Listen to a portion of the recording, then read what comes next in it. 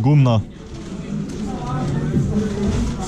Daj, če date veliko kovine pa malo barve, ponavadi si tako lahko olajšate del, ker to kovino, ki enkrat osenčite, bo kovina sama od sebe naredila svoje. Malo dela prehran, ampak odvisno pač, kaj je vaš efekt. Naprimer, lahko greste pa malo na mazohista, pa delate tako figuro, kjer nima niti malo kovinske barve, je v bistvu vse iz mat barve narejena kovina. Se pravi, kako pa to narediš? Fajn je imeti airbrush, zadevo najprej daš na črno, potem na točke, kjer hoče, da svetloba pada, mislim, z kjerega kota svetloba pada, greš samo z belo, nežno dodajaš, tako da se v bistvu ustvarjajo samo taki koncentrirane točke svetlobe.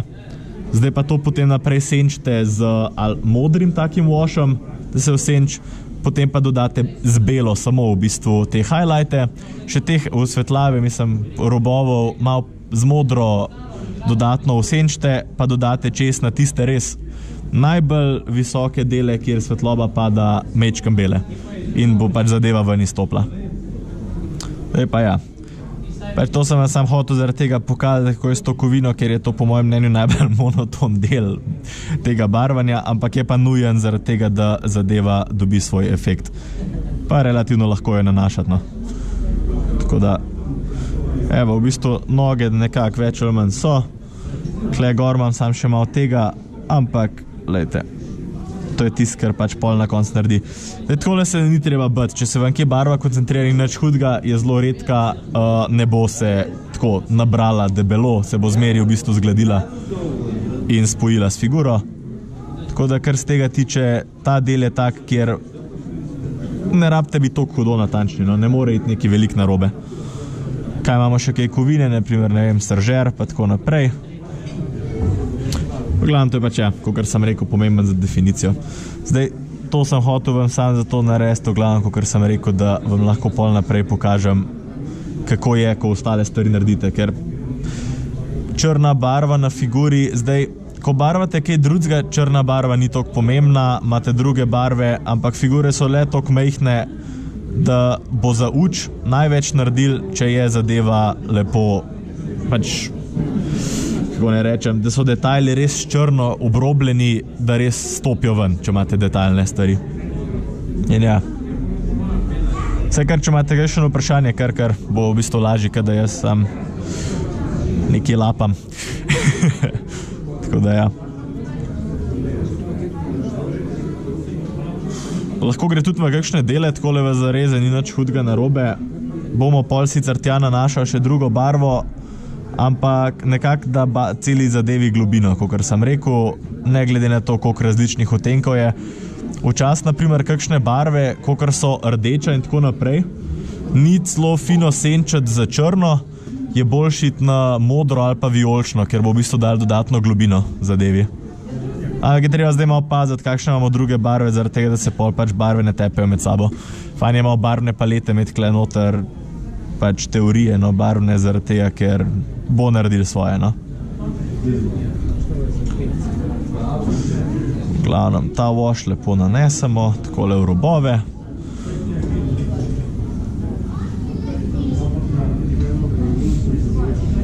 Da ja.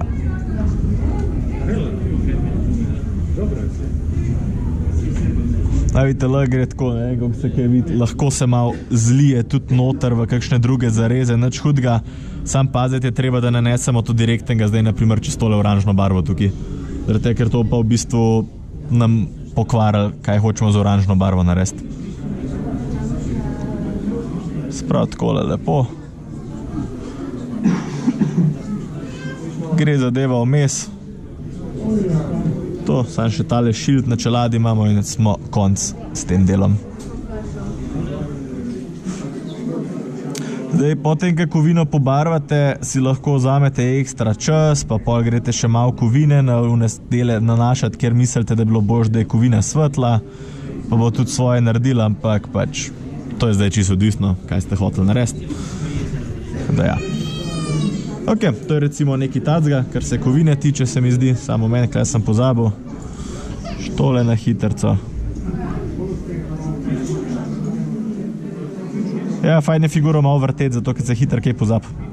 Meni se to skozi dogaja, tako da. Več hudega.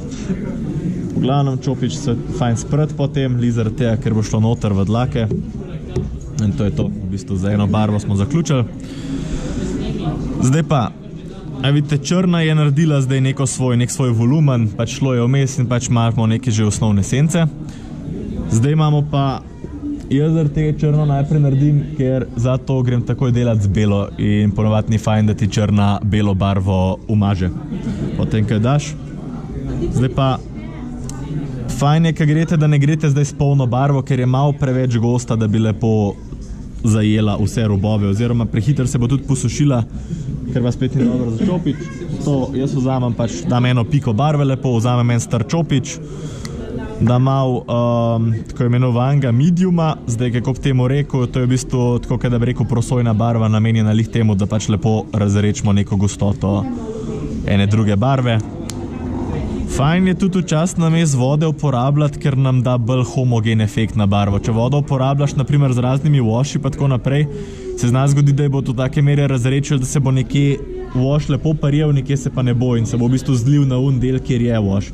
Zato je fajn uporabiti kaj tacga brez barvanga, ker bo v bistvu ohranil neko homogenost in se bo vse zadeva lepo širila naprej.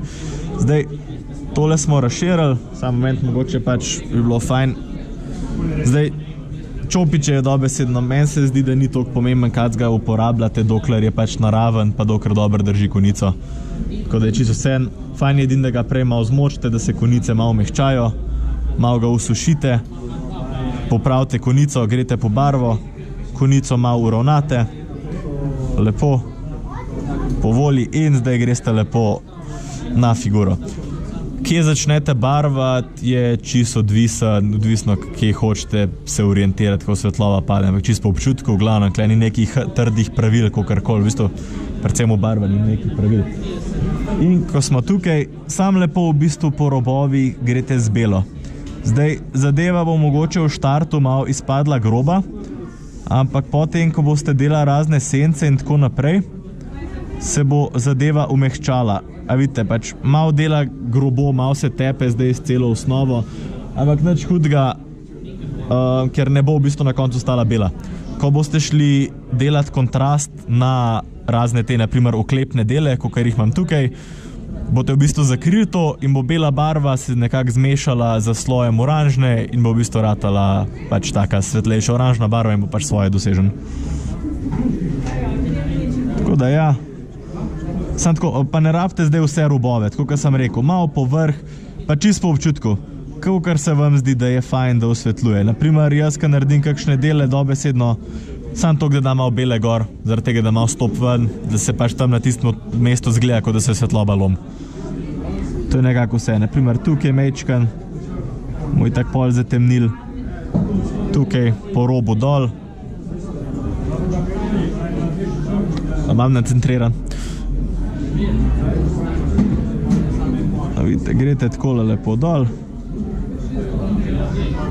To je dosti tak del.